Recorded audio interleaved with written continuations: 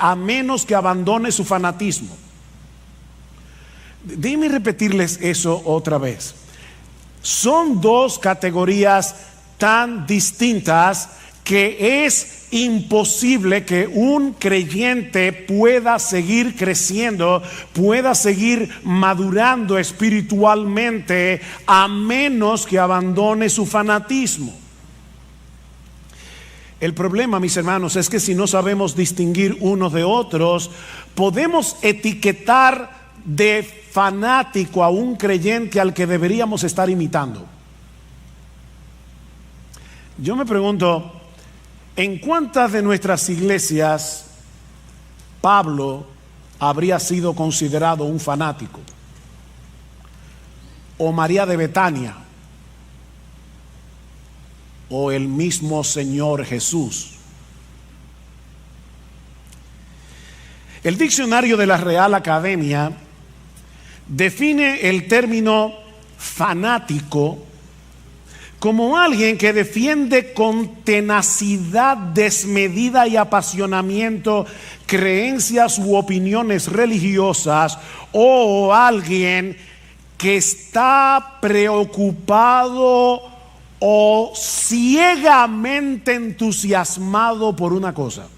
La palabra ciegamente es importante aquí. Si juntamos todo esto, el fanático es un individuo que posee un entusiasmo ciego, es decir, sin ninguna base racional, por creencias u opiniones religiosas que él defiende con una tenacidad desmedida.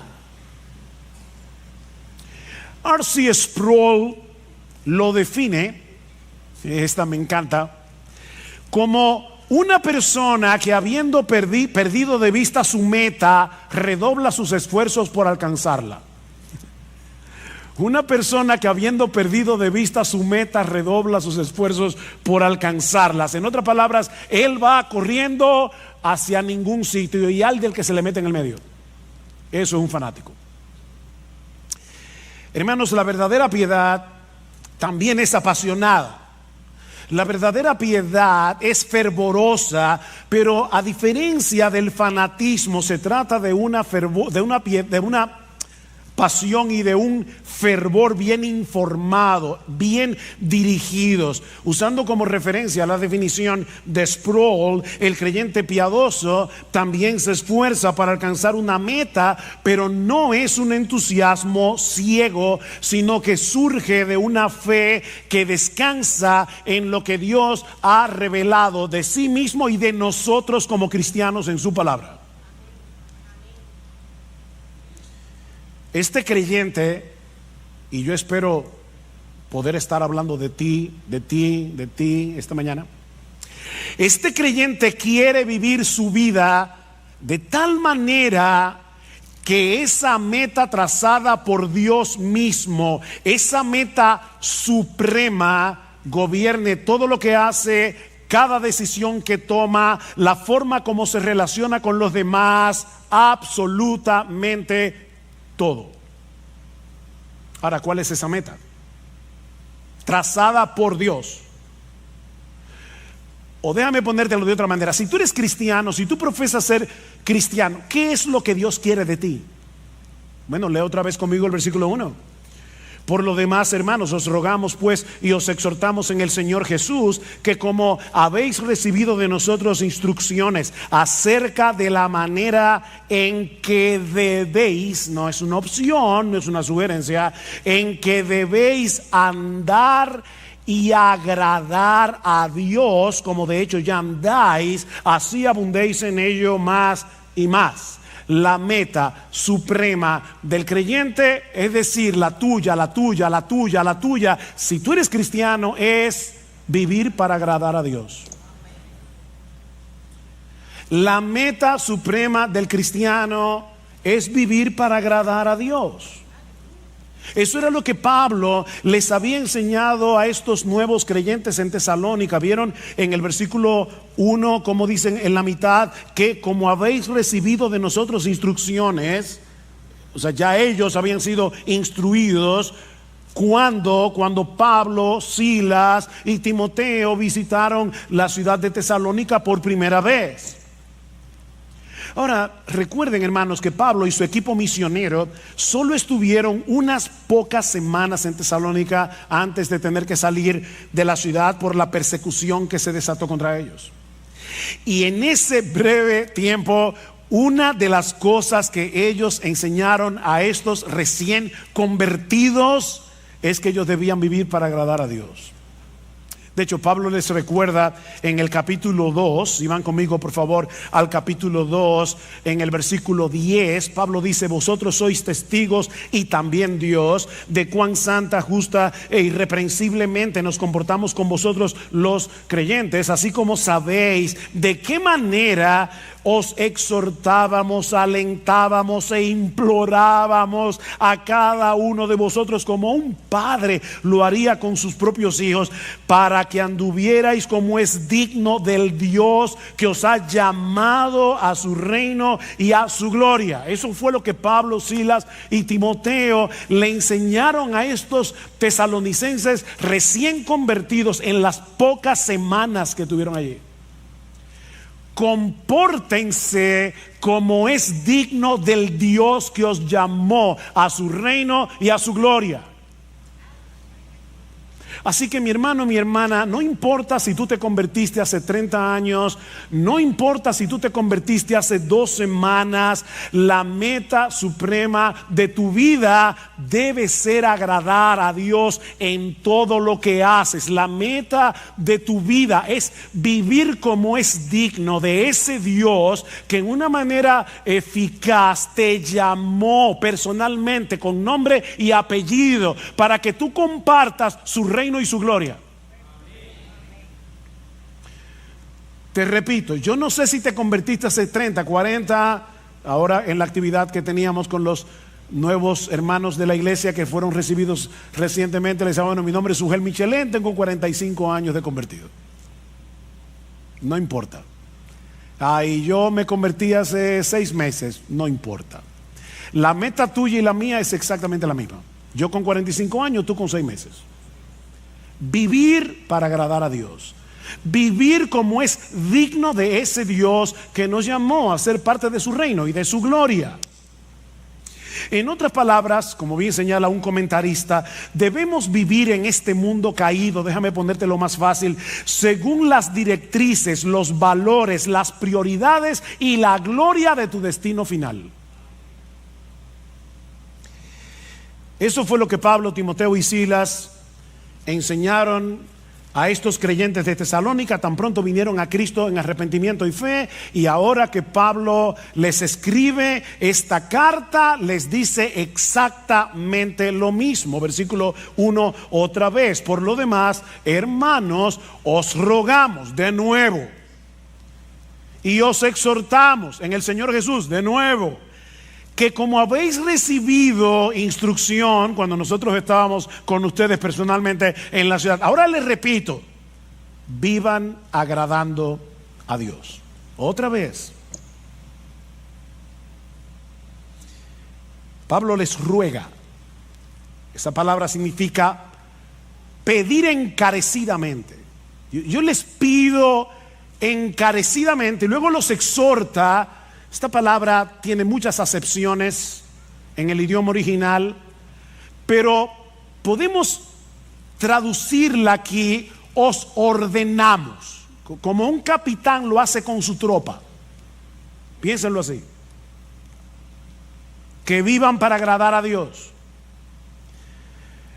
Pablo era un buen pastor y como un buen pastor, él se dirige a ellos con ternura: os rogamos, y con firmeza os ordenamos. ¿Ven? Ternura y firmeza al mismo tiempo. Y les recuerda que su ruego y su exhortación llevaban el sello de la autoridad del mismo Cristo. Os rogamos y exhortamos en el Señor Jesús. En otras palabras, como aquellos que hablan y escriben en el nombre del Señor Jesús. ¿Recuerdan la gran comisión? Jesús posee toda autoridad en el cielo y en la tierra, y Él es el que nos ruega y nos exhorta por medio de sus apóstoles y ahora por medio de su palabra, que tengamos como meta suprema en nuestras vidas vivir para agradar a Dios. Cuando queremos agradar a una persona, procuramos causarle satisfacción, complacerla, satisfacer sus expectativas, ¿no es así?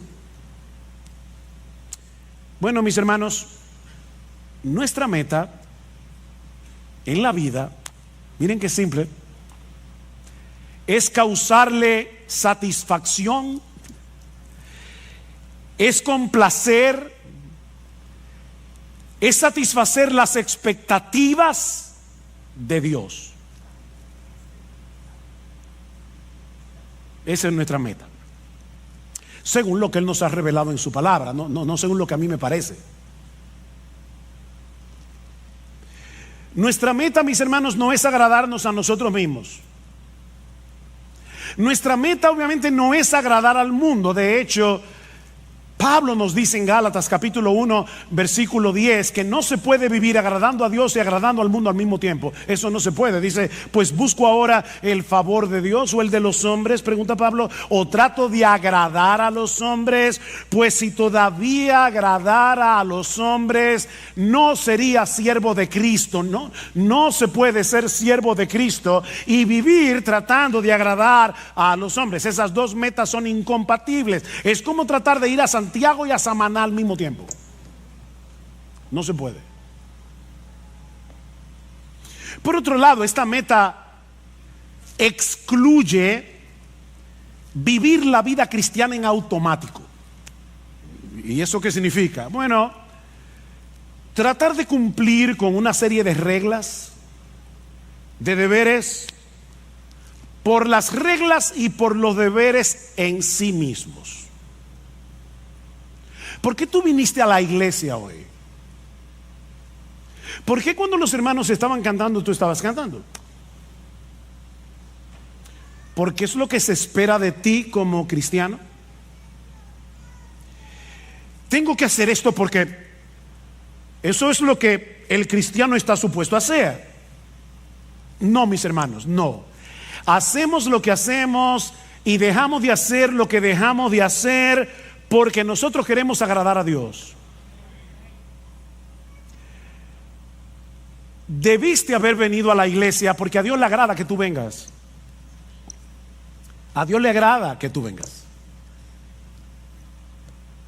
Y eso hace toda la diferencia del mundo entre un fariseo y un cristiano, entre un legalista y un cristiano. Dice John Piper, agradar a Dios no es simplemente un deber religioso, es la esencia misma de la vida humana. O sea, oigan esto, hermanos, una persona, un ser humano que no está viviendo para agradar a Dios es como un reloj que no da la hora. Amigos que nos visitan, de verdad, lo que voy a decir ahora no quiero sonar ofensivo, así que voy a tratar de ser lo más dulce, tierno, tranquilo que yo pueda. Una persona que no vive para agradar a Dios no sirve para lo que fue creado.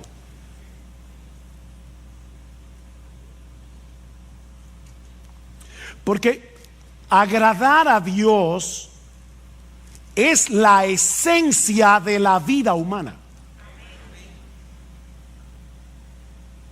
Y el ejemplo más evidente de esa realidad, obviamente, el modelo por excelencia es Jesús. Él es el modelo por excelencia de lo que significa ser humano.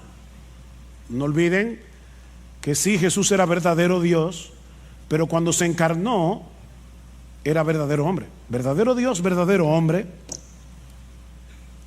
Dice el Señor en Juan 8:29, el Padre no me ha dejado solo porque yo hago siempre lo que le agrada. Yo hago siempre lo que le agrada, a tal punto que en el huerto de Getsemaní le dijo, Padre mío, si es posible pasa de mí esta copa, pero que no sea mi voluntad, sino la tuya. O sea, Cristo estuvo dispuesto a agradar a Dios, aunque eso implicara su muerte en la cruz, hasta ese punto. Yo hago siempre lo que le agrada. Jesús no vivió su vida terrenal en automático. Él siempre hizo lo que hizo con una meta delante de sus ojos. Yo quiero agradar a mi Padre que me envió. Bueno, pero eso es Jesús, que era un hombre perfecto, sin pecado, pero la realidad es que nadie puede agradar a Dios aunque lo intente, pastor. ¿Acaso uno dice en Isaías capítulo 64, versículo 6, que todas nuestras justicias son como un trapo de inmundicia delante de Él? El mismo Dios dice en su palabra que todas nuestras justicias son como un trapo de inmundicia. ¿Cómo yo puedo agradar a Dios? Ese es un buen ejemplo de un texto citado fuera de contexto. Y recuerden que un texto fuera de contexto es un pretexto. Si tú lees con cuidado los capítulos que rodean Isaías 64:6, te vas a dar cuenta que Dios está hablando aquí de aquellos que presentaban sus sacrificios sin estar acompañados de una fe sincera y sin tomar en cuenta lo que Dios había prescrito en su palabra acerca de estos sacrificios. En otras palabras, estos israelitas pensaban que el mero hecho de practicar un ritual, el mero hecho de presentar un sacrificio y presentarlo como les diera la gana, eso era suficiente. Pero ese texto no está diciendo que ningún creyente del Antiguo Testamento no podía agradar a Dios. En ese mismo pasaje, y ahí es que uno ve cómo el leer un texto fuera de contexto se convierte en un problema, porque si tú lees, ¿verdad? Déjenme decirles algo que yo espero que ustedes estén bien despiertos, pero Isaías 64:6 está después de Isaías 64:5. ¿Lo captaron? Ok. Déjame decirte lo que dice el texto anterior, Isaías 64:5. Saliste al encuentro del que con alegría hacía justicia, de los que se acordaban de ti en tus caminos. Algunos israelitas sí estaban haciendo justicia, y esas justicias no eran un trapo de inmundicia. ¿Y quiénes eran esos israelitas cuyas obras no eran trapo de inmundicia? Bueno, déjame darte ahora algo más profundo.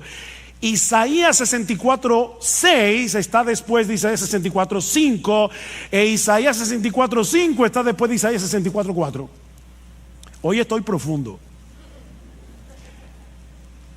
Y en Isaías 64:4 dice que los que agradan a Dios son aquellos que esperan en Él. Son aquellos que no están tratando de ganarse el favor de Dios a través de sus sacrificios. Son hombres y mujeres que esperan en Dios. De manera, mis hermanos, que si tú le estás predicando el evangelio a una persona que está tratando de ganarse la salvación, que está tratando de ganarse el cielo, está tratando de ganarse el favor de Dios a través de sus obras y no por medio de la fe, tú puedes citarle sin problemas Isaías 64:6 y decirle: ay, lamento decirte que todas tus obras de justicia son como un trapo de inmundicia delante de Dios, no te sirven para nada. Pero si estamos hablando con un creyente justificado solo por gracia, solo por Cristo y solo por medio de la fe, que en dependencia del Espíritu Santo está tratando de agradar a Dios, este versículo no aplica. No aplica. En el mismo texto en el que Pablo dice que la salvación es por gracia, por medio de la fe y no por obras, para que nadie se gloríe, Pablo termina diciendo que somos hechura suya, creados en Cristo Jesús para buenas obras, las cuales Dios preparó de antemano para que anduviésemos en ellas. El cristiano no está tratando de agradar a Dios para ganarse algo, no está tratando de agradar a Dios para ganarse el cielo, para ganarse su favor, sino porque ya fue favorecido de pura gracia, aunque él no lo merecía,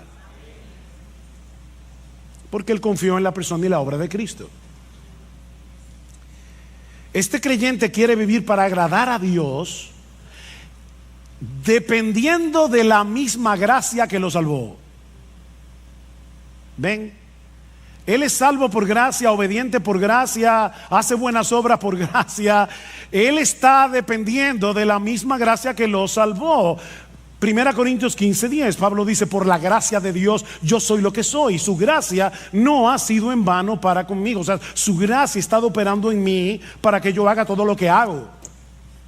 Es su gracia. En otras palabras, yo quiero convencerte en esta mañana de que tú puedes agradar a Dios.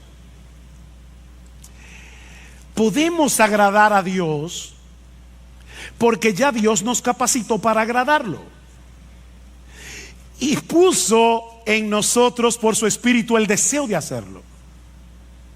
Nos capacitó y nos motiva.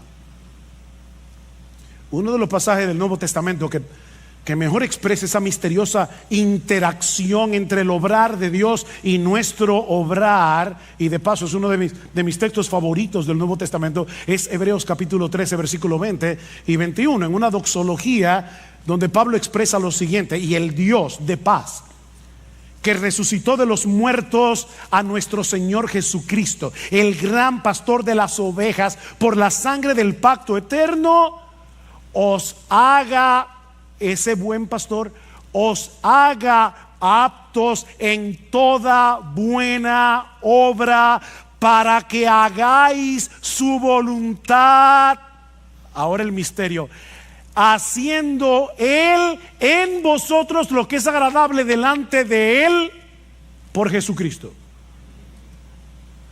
Haciendo Él en vosotros lo que es agradable delante de Él por Jesucristo, al cual sea la gloria por los siglos de los siglos. Amén.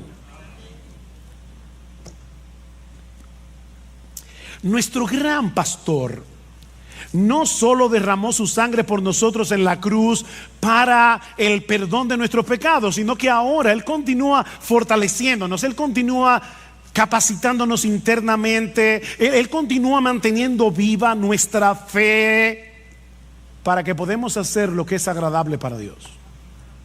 Y insisto en lo de la fe, porque la Biblia dice en Hebreos capítulo 11 versículo 6 que sin fe es imposible agradar a Dios. Él está obrando en nuestro obrar, y a Dios le agrada ver la obra de su Hijo en nuestro obrar. O como dice Pablo en Filipenses 2:13, Él es el que está produciendo en nosotros el querer como el hacer por su buena voluntad. Esas obras que hacemos en unión con Cristo, en dependencia de Cristo, por el poder de Cristo, no son trapos de inmundicia. No son trapos de inmundicia.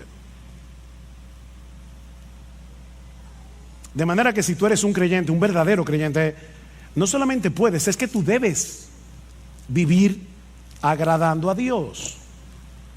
No vivas tu vida cristiana en automático, por inercia, haciendo ciertas cosas, dejando de hacer otras, porque eso es lo que se espera de una persona que dice ser cristiana. O sea, no sea como el esposo que el día del aniversario le lleva un ramo de rosas a su esposa porque vio en un anuncio que esa era una de las cosas que un esposo puede hacer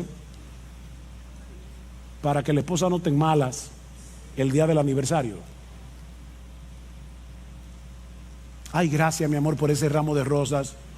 No, no te preocupes, es mi deber.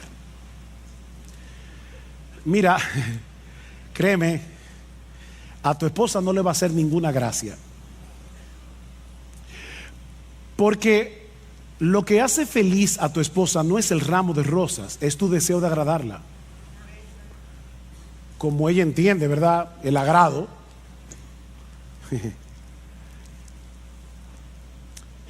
Bueno, en un grado infinitamente superior,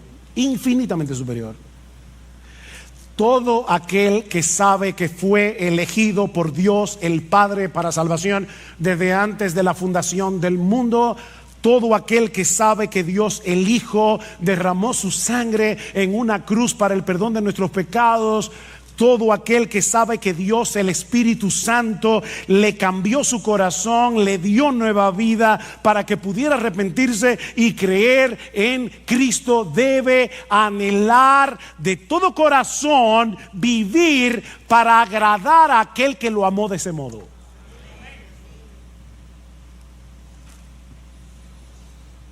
¿Y cómo luce esa vida que agrada a Dios? O planteándolo de otro modo, ¿cómo podemos los creyentes vivir de tal manera que Dios se agrade con nosotros? Bueno, en el resto del pasaje, hasta el versículo 12, Pablo va a decir algunas cosas que vamos a estudiar más adelante. Eso incluye la pureza sexual, versículos 3 al 8. Una de las cosas que vamos a ver allí es cómo nosotros podemos vencer la impureza sexual, la inmoralidad sexual. Pablo habla de eso en ese texto.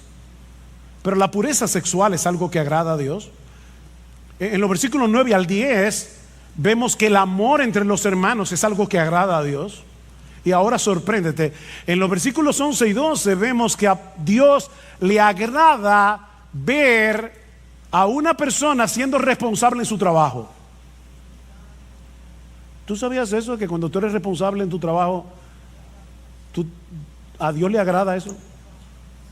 Eso lo vamos a ver en el texto. Yo no me estoy inventando nada. Así que en este pasaje vemos que la pureza sexual, el amor entre los hermanos, el amor creciente entre los hermanos y la responsabilidad laboral son cosas que agradan a Dios. Pero la Biblia menciona muchas otras cosas que son del agrado de Dios. En el texto que leímos al principio, en la carta de Pablo a los Colosenses, Pablo dice a estos hermanos que él está orando por ellos y pidiendo que ellos sean llenos del conocimiento de su voluntad en toda sabiduría e inteligencia espiritual, para que andéis como es digno del Señor, agradándole en todo. Pastor, en el texto griego, ¿qué significa la palabra todo? Eso mismo. Todo. Todo. ¿Y cómo yo hago eso? Bueno, el texto sigue hablando y nos dice algunas formas en las que nosotros podemos agradar al Señor. Dice, llevando fruto en toda buena obra, una vida fructífera agrada a Dios. Sobre todo el fruto del Espíritu Santo, que es desarrollar en nosotros el carácter de Jesús, ¿verdad? Amor, gozo, paz, paciencia, benignidad, bondad, fe, mansedumbre, templanza. En la misma medida en que tú te pareces más a Jesús y menos a ti, Dios se agrada. Creciendo en el conocimiento de Dios, dice Pablo, lo que agrada a Dios no es que llenemos la cabeza de teología, de informaciones, es que crezcamos en nuestro conocimiento de Él para disfrutar de una mayor intimidad con Él. A mí me encanta leer biografías, es una de mis secciones de lecturas favoritas. Me encanta leer biografías. Recientemente estuve leyendo, he leído 2 biografías en este año. La biografía de R.C. Sproul, que murió hace recientemente, y la biografía de Tim Keller, que también murió hace relativamente poco tiempo. Yo tuve la oportunidad de saludar a esos 2 hombres en diferentes eventos. Ahora, si ustedes me preguntan, ¿tú conociste a R.C. Sproul? Mi respuesta, no. ¿Tú conociste a Tim Keller? No. Yo tengo información acerca de ellos 2, pero yo no los conocía. Bueno, se puede tener información de Dios y no conocer a Dios. Pero Pablo sigue diciendo, o sea, la vida fructífera agrada a Dios, crecer en el conocimiento de Dios, obviamente agrada a Dios. Pregúntale a tu esposa, esposo, si a ella no le agrada que tú crezcas en tu relación con ella? Pero en tercer lugar, fortalecidos con todo poder conforme a la potencia de su gloria, para toda paciencia y longanimidad, es decir, para toda paciencia y perseverancia, sobre todo en medio de las presiones, en medio de las pruebas. ¿Sabes qué, mi hermano? Cuando tú estás sufriendo, cuando tú estás en medio de una gran aflicción, y por obra del Espíritu Santo en ti que te capacita, tú soportas la aflicción en el poder que viene de Dios, eso agrada a Dios. Ese texto me fue de una tremenda bendición esta semana. Estaba muy agobiado en mis pensamientos con varias cosas, y me alegra que en uno de los salmos dice: ¿quién me diese alas de águila y vuele a tal? Yo no sé dónde. ¿Verdad que hay momentos que uno quiere desaparecerse del mapa? ¿O a ti no te pasa? Y con ese sentimiento en mi corazón, créame, vino ese texto a mi mente.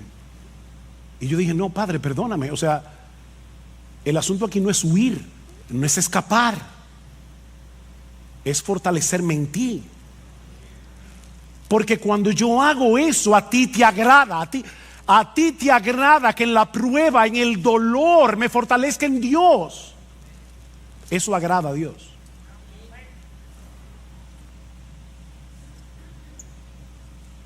Y sigue diciendo: con gozo, dando gracias al Padre que nos hizo aptos para participar de la herencia de los santos en luz. En otras palabras, una vida gozosa y agradecida agrada a Dios. Una vida con gozo y con gratitud agrada a Dios. Y créanme, hermano, yo podría seguir citando texto tras textos. Pablo dice en Romanos capítulo 12 versículo 1 que presentar nuestros cuerpos en sacrificio vivo sobre la base de lo que Cristo hizo por nosotros en el Evangelio. Os rogamos por las misericordias de Dios. Cuando presentamos nuestro sacrificio, nuestro cuerpo en sacrificio vivo, eso agrada a Dios. Romanos 14 y 18 dice que cuando nosotros restringimos nuestra libertad cristiana por amor al hermano débil, eso agrada a Dios. Dicen Romanos 14, 18, dice, porque el que en esto sirve a Cristo, o sea, en restringir tu libertad, yo sé que yo puedo hacer esto, pero aquí está mi hermano débil, puedo llevarlo a él a pecar, me voy a restringir de mi libertad. Dice Pablo, el que en esto sirve a Cristo agrada a Dios. Y más adelante en Romanos 15 dice: cada uno de nosotros agrade a su prójimo en lo que es bueno para edificación, porque ni aun Cristo se agradó a sí mismo. El Hijo de Dios, el que sí podía vivir para agradarse a sí mismo porque es Dios, decidió no agradarse a sí mismo. Y porque Cristo decidió no agradarse a sí mismo, es porque tú eres salvo. Porque si hubiese querido agradarse a sí mismo, no habría ido a la cruz. Y ahora Pablo está diciendo: mira a Cristo y vive así. Hijos, niños y jóvenes, obedecer a vuestros padres agrada a Dios. Colosenses capítulo 3 versículo 20 dice: hijos, obedeced a vuestros padres en todo, porque esto agrada al Señor. La próxima vez que tus padres te pidan algo que no te agrade hacer, no piensa en este momento: lo que mi papá me está pidiendo no me agrada, pero a Dios le agrada que yo obedezca, a menos que sea un pecado. A Dios le agrada que andemos en comunión con Él. Es interesante que en Génesis capítulo 5 versículo 22 dice que Enoc anduvo con Dios. Ustedes conocen ese texto.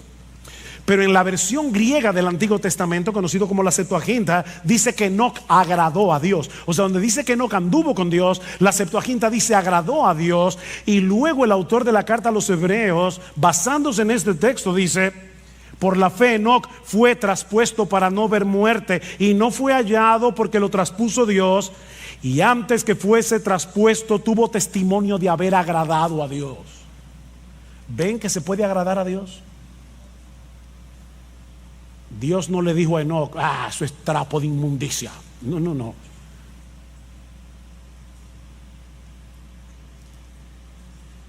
A Dios no le agrada que tú tomes tu Biblia y la leas como un fariseo porque hay que leer la Biblia.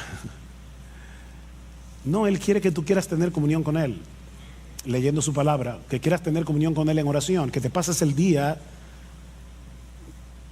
viviendo con Dios, andando con Dios, en el día a día. Eso agrada a Dios.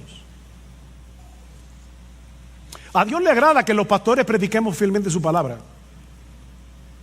Este texto siempre es una motivación para mí. En 1 Tesalonicenses capítulo 2 versículo 4 dice Pablo que su exhortación a ellos no procedió de error, ni de impureza, ni fue con engaño, sino que así como hemos sido aprobados por Dios para que se nos confiara el evangelio, así hablamos, no como agradando a los hombres, sino a Dios. O sea, Pablo dice, cuando yo predico la palabra, yo no trato de agradar a los hombres. Claro, tampoco me digo hay que ofenderlos.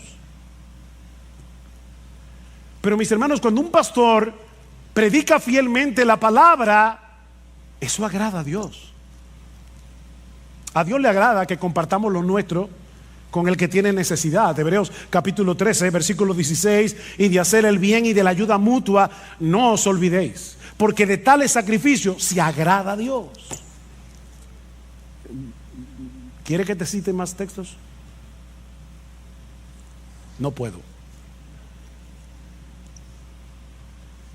Alguien lo resume de esta manera: cada vez que tú confías, o sea, vives por fe y obedeces, estás agradando a Dios. Cada vez que tú confías y obedeces, estás agradando a Dios. Así de sencillo. Él sabe que nuestra fe no es perfecta. Él sabe que nuestra obediencia no es perfecta. Él no está esperando perfección para agradarse de nosotros. Lo que Él está esperando es que nosotros vivamos intencionalmente para Él en dependencia de Él. No te olvides, mis hermanos, que Él es nuestro Padre en virtud de nuestra unión con su Hijo. Y es a ese Padre que estamos tratando de agradar. ¿Tú te imaginas a un padre sensato, normal, con buen juicio, mirando con desagrado la tarjeta de cumpleaños que le hizo su niña de 5 años porque no le gustó el color de la cartulina o porque tuvo una falta de ortografía? Es absurdo, ¿verdad? Bueno, parece que algunos cristianos se imaginan a Dios mirándonos de esa manera. No me gustó el color de la tarjeta. Trapo de inmundicia. A.W. Tozer dice: de la falta de comprensión adecuada de Dios surge un mundo de infelicidad entre los buenos cristianos de hoy, un mundo de infelicidad. Y luego añade: se piensa que la vida cristiana consiste en llevar una cruz sombría y sin alivio bajo la mirada de un padre severo que espera mucho y no excusa nada. Un padre austero, malhumorado, muy temperamental y extremadamente difícil de complacer. ¿Te ha pasado eso por la cabeza? ¿Has visto alguna vez a Dios así? Ese no es el Dios de la Biblia. Ese no es el Dios que se nos revela en la Escritura como el Padre de nuestro Señor Jesucristo y que ha venido a ser ahora nuestro Padre por causa de nuestra unión con Él. Si eres creyente, mi hermano, ahora tú estás vestido con la ropa de gala de la justicia perfecta de Jesús, y por lo tanto tus intentos de agradar a Dios no son un trapo de inmundicia, es la ropa de Jesús. Pedro dice en su primera carta que los cristianos ofrecemos a Dios sacrificios espirituales que son aceptables a Dios por medio de Jesucristo. Yo he oído hermanos que le da vergüenza cantar en voz alta porque no cantan bien. O ellos creen que no lo voy a juzgar ahora, ¿verdad? O sea, ellos creen que nacieron con oreja, pero no con oído musical. Y prefieren cantar bajito. Mira, canta.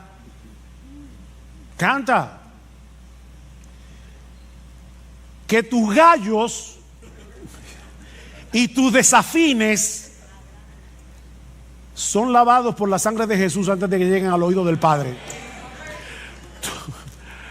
Tus sacrificios espirituales son aceptables delante de Dios por Jesucristo. Ahora, no me malentiendan, yo no estoy diciendo que podemos darle a Dios cualquier cosa y vamos a esperar que Él se contente con eso. No, yo no estoy diciendo eso. Lo que estoy diciendo, mis hermanos, es que tú y yo, si somos cristianos, debemos entregarle toda nuestra vida viviendo intencionalmente para agradarle a Él, pero sabiendo de antemano que la perfección de Jesús cubrirá todas nuestras imperfecciones. Eso es lo que estamos diciendo. Pero vive para agradar a Dios.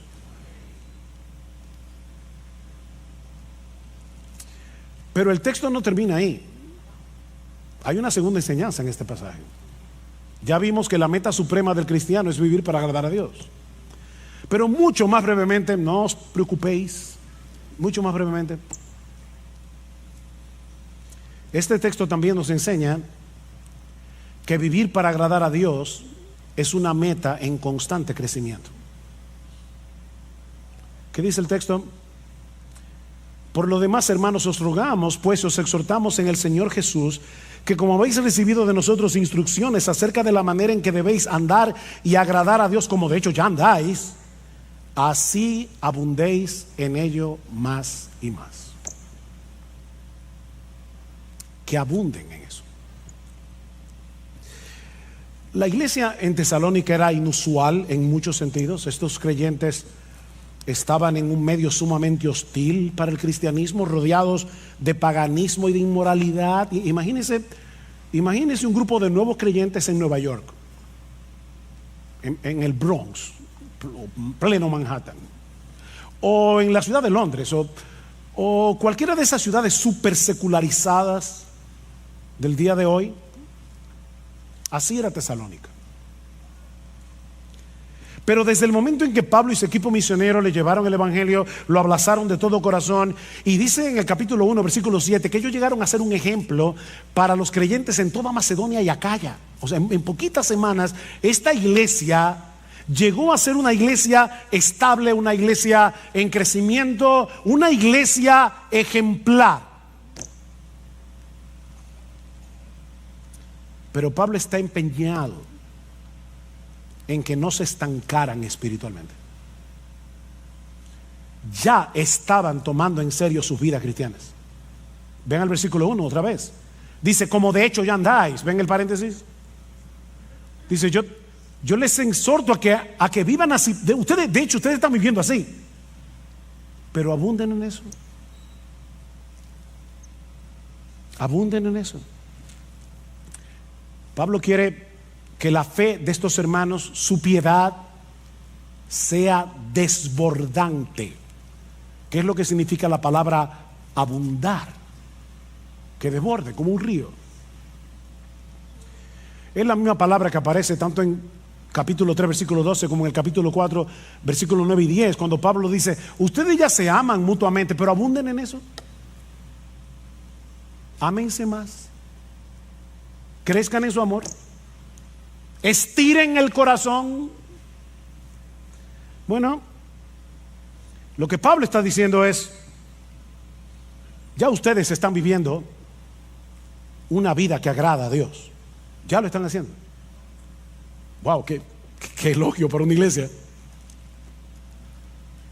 Pero no se den el lujo de quedarse donde están. No se den ese lujo. Iglesia Bíblica del Señor Jesucristo, la vida cristiana es una vida en constante crecimiento. ¿Saben por qué? Porque la meta es llegar a ser igualitos a Jesús. Y eso nunca va a pasar de este lado del cielo. La meta es parecernos a